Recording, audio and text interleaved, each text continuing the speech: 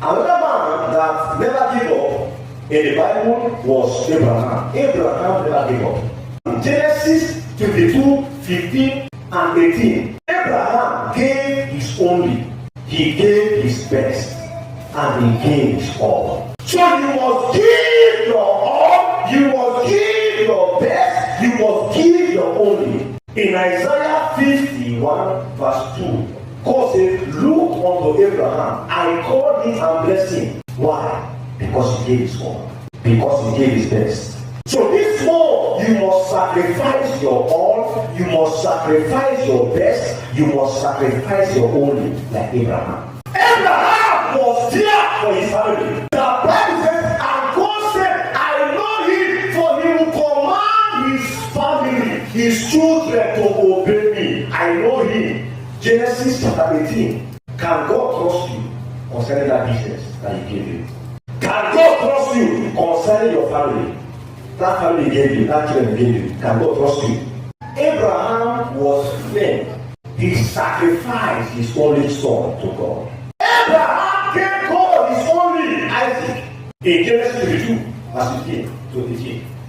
Abraham gave God his only. The only was having was Isaac. He gave God. Abraham gave God his best. God has given you a business. You can't control business.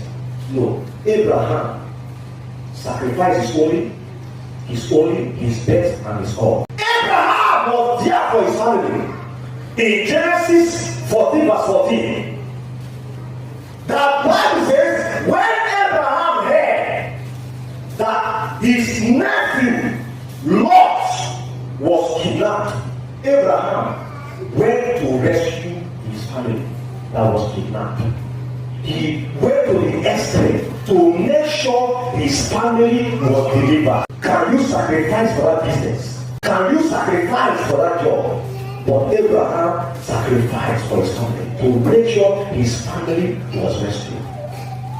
So as a father, as a mother, you must sacrifice. Some persons can't pray for their wife. They can't pray for their children. They can't pray for even their husband. They find it difficult to pray. You must sacrifice to pray. In Genesis 18:2, Abraham prayed. He was an intercessor. As a husband, you must be an intercessor to your children, to your wife, to that business, to that job. Be an intercessor. That's why some children, when they grow up, they start misbehaving. Why? The parents, they didn't pray for them. So as a father, as a mother, learn to pray for your children. Learn to pray for your wife. Learn to pray for your husband. No say no, my wife will pray for me. No say no, my mother will pray for me. No say no, my children no. You must learn to intercede. Abraham was an intercessor.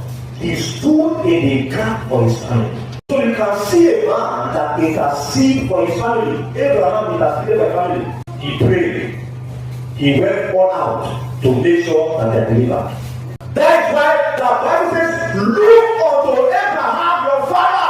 I called him and blessed him. In Isaiah 51 verse 2 to 3. God said, look unto Abraham, an intercessor.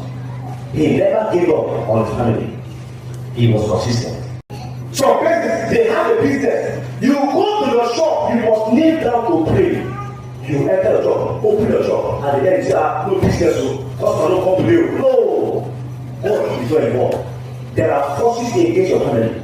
There are forces against your children. There are forces against that job. You say, they don't sack me, they have sacked me. No! Because there is no intercession, no prayer. There are forces contending against that job, that business, that family. There are forces making sure that your children don't succeed. That is why you must engage in prayer with your husband and your wife. You see your husband always quiet, fighting. No, you must pray for him. You must intercede. You see your children misbehaving. You must intercede as a father, as a mother.